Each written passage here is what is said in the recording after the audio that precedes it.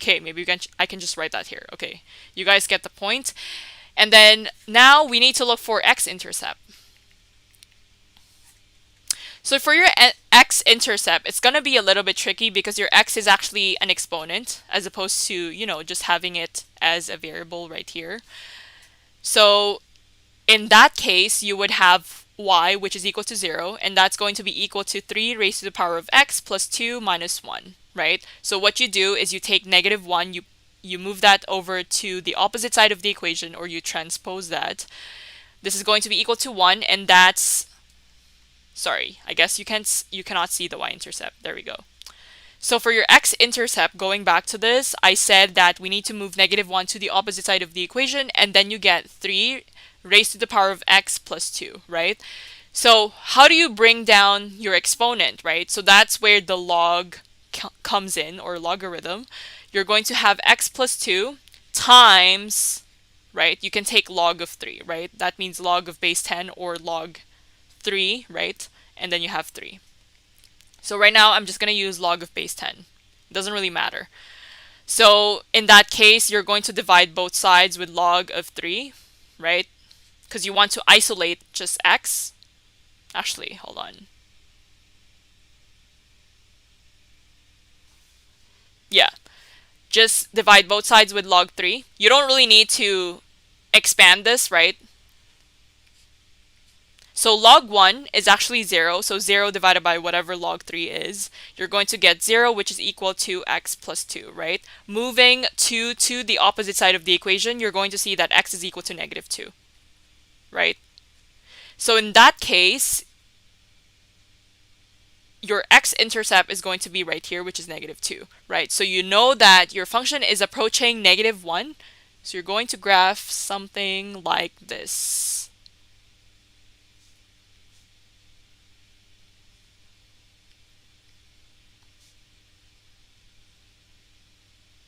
Okay, this is passing 8, guys. You get this, right? And this is 2. That's how your function should look like. Great.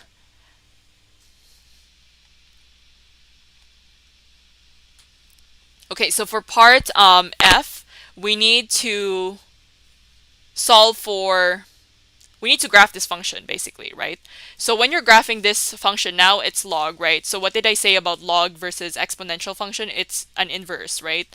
So we have a vertical asymptote, but here's the thing. You need to make sure you know what the domain is, right? And what the range is. And also, actually, for all of your graphs here, right, you also have to identify what the domain is and what the range is, right? So the range here, we can probably go over that really quickly. Range is going to be all reals, right, in this case. And your domain is going to be all reals as well, all real numbers, because your function is a polynomial function. And similar for part B, right? You know what? Let's just do that. And let's have a red pen. Okay, so the domain for this thing is going to be, so this is for part A. So domain, we have all real numbers, right? And then for our range, it's also all reals, right? Or you can just say negative infinity, comma, positive infinity, right? It's the same thing. And then for part B, because it's a polynomial function, it's also going to be domain, which is equal to all real numbers, and range is all real numbers. Okay.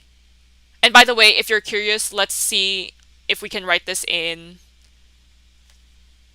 interval notation sign, because I know for advanced functions it's pretty popular. So you would just have to write negative infinity, comma, positive infinity, right? So that's your interval notation. Similarly, you can apply this here. So for a rational function, right, because we have a vertical asymptote and we do have a horizontal asymptote, so when you write your domain is going to be all real numbers. However, you're not including 0, right? Because you're looking at, actually 1, because you're looking at your x value right here. So it's all real numbers, right? Anything but except 1, right? Because you don't have a function at x is equal to 1. So you're going to exclude that. And then your range is going to be all real numbers except 0, right? Because it's everything and you don't have any of your function on y is equal to 0. So that's how this works.